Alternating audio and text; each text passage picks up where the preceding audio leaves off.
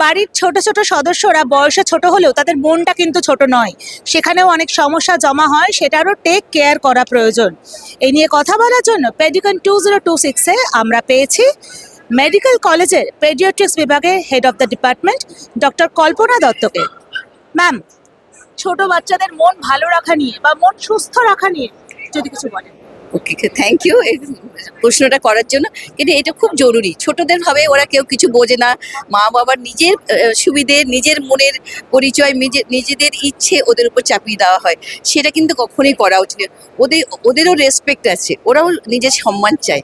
তো সেই জন্য ওদের সেই বিকাশের জন্য আমাদের সব রকম সাময়িক সাহায্য করতে হবে। সেটা মানে আমাদের ফ্যামিলি থেকে শুরু করতে হবে। ফ্যামিলিতে parents and their caregiver, siblings যারা রয়েছে, তারপরে কমিউনিটিতে, ন্যাশনাল লেভেলে। এটা তো রইলো। তাছাড়া আমাদের শিশু চিকিৎসকগুলোকেও আমাদের অনেকটা দায়িত্ব রয়েছে মা বাবাকে এম্পাওয়ার করার।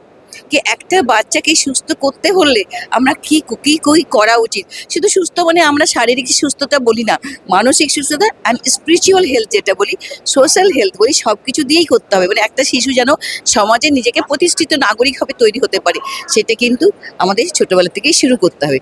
তার জন্য প্রপার নিউট্রিশন, প্রপার কেয়ার, যেটা আমরা বলি নার্চার কেয়ার। আমরা একটা ছোট গাছকে নার্চার করি, জল দিই, যত্ন করি, ঠিক তেমনি একটা শিশুকেও আমাদেরকে নার্চার করতে হবে অ্যান্ড গুড এনভায়রনমেন্ট করে ক্রিয়েট করতে হবে। সেখানে মা বাবা যদি মায়ের মধ্যে কোনো মনোমালিন্য থাকে, সেটা কিন্তু শিশুর কাছে প্রকাশ করতে হবে না, আলাদা করে সেই মনোমালিন্য দূর করতে হবে।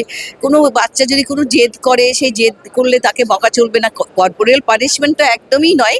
সেখানে আমরা একটা বলি, যদি বাচ্চা কোনো এমন কাজ করছে যেটা ওর ক্ষতিকারক, ওর জন্য ক্ষতিকারক, সেটাকে বলি সেই থেকে সরিয়ে এমন এক জায়গায় রেখে দেবে যেখানে আর কোনো এন্টারটেনমেন্টের জিনিস নেই, সেটাকে বলা টাইম আউট।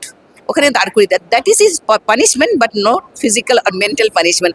হি নিউ, ও জানতে পারলো আমি এটা করছি যেটা উচিত না, সেই জন্য আমাকে মা এখানে দাঁড় করিয়ে দিয়েছে। তারপরে কিছু কিছু নিয়ম শেখানো, যেমন তুমি বাইরে যাবে, তুমি কি কিনবে বলো, বা তুমি কোন ড্রেসটা পরবে। ওকে কোন ড্রেসটা পরবে প্রশ্ন করবো না, 3-4টে অপশন দেবো, তার মধ্যে একটা ড্রেস চুজ করতে বলবো। নাহলে কি ও এমন একটা ড্রেস চুজ করো যেটাকে সামাজিকে আমরা অ্যাকসেপ্ট করতে পারছি না। তাহলে সেই জন্য খাবারের তাই, তুমি কি খেতে ভালোবাসে বলবো না, তাহলে পিৎজা বার্গার বলবে। তুমি বলবে তুমি হালুয়া খাবে না খিচুড়ি খাবে, না তুমি অপশন দেবে, তার মধ্যে থেকে ওকে, তার মানে ওর অটোনমিও রইলো অ্যান্ড আপনার নিউট্রিশনাল ডায়েটটাও রইলো। ঠিক তেমনি বাইরে গেলে আমরা বলবো তুমি কি কিনবে আমাকে আগের থেকে বলে দাও। তোমার যেমন কিছু কিছু চাহিদা আছে, আমারও কিন্তু তোমার কাছে চাহিদা আছে। তুমি কিন্তু দোকানে গিয়ে জিনিস ছোবে না, তুমি আমাকে বলবে কি চাইবে। তুমি যদি এগুলো ঠিক করো, তুমি কিন্তু ভালো ছেলে বলে গণ্য হবে। তো এইভাবেই ছোট ছোট শিশুকে প্রতিটি স্টেপে সাহায্য করা উচিত। তাছাড়া একটা কার্ড রয়েছে আমাদের, MCP card, mother and child protection card রয়েছে, মানে টিকাকরণের যে কার্ডটা, নামটা এখন এমসিপি কার্ড। সেখানে কিন্তু বাচ্চাদের একদম লেখা আছে জন্মর পর থেকে 3 বছর অবধি কি কি করা উচিত, কি কি না করলে ভাববো মানসিক অসুস্থতা হচ্ছে, মাইলস্টোনগুলো আছে, মাইলস্টোনগুলো লেখা আছে। আর সেই মাইলস্টোনগুলোকে স্টিমুলেট করার জন্য সেগুলো লেখা আছে মা বাবারা কি করবে। আমি একটা ছোট্ট এক্সাম্পল দিই। যেমন একটা শিশু 9 মাস থেকে 12 মাসের মধ্যে দাঁড়াতে পারে, তা আমরা কি করব, একটা ছোট্ট টেবিলের পর একটা খুব ব্রাইট খেলনা রেখে দেবো, সেটা ছোঁয়ার জন্য চেষ্টা করবে। সেটা কিন্তু ওর দাঁড়ানোর, ক্রুজিং উইথ দ্য ফার্নিচার যেটা বলি, ওটা স্টিমুলেট করছে।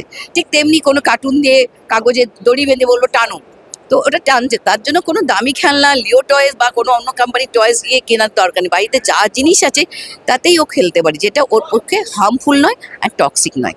তো এইগুলো করলেই আমার মনে হয় সুস্থ ও বড় হবে। সুস্থ বড় হলেই সুস্থ শিশু, সুস্থ কিশোর, সুস্থ কিশোর থেকে সুস্থ নাগরিক হতে পারবে। সুস্থ শিশু কিভাবে সুস্থ নাগরিক হয়ে ওঠেন, খুব সুন্দর গাইড করলেন ডক্টর কল্পনা। আমরা পেডিকনে আরো এমন অনেক নতুন তথ্য জানবো আগামী কয়েকদিনে। ক্যামেরায় শক্তিকের সঙ্গে তিয়াস, দ্য ওয়াল আরোগ্য।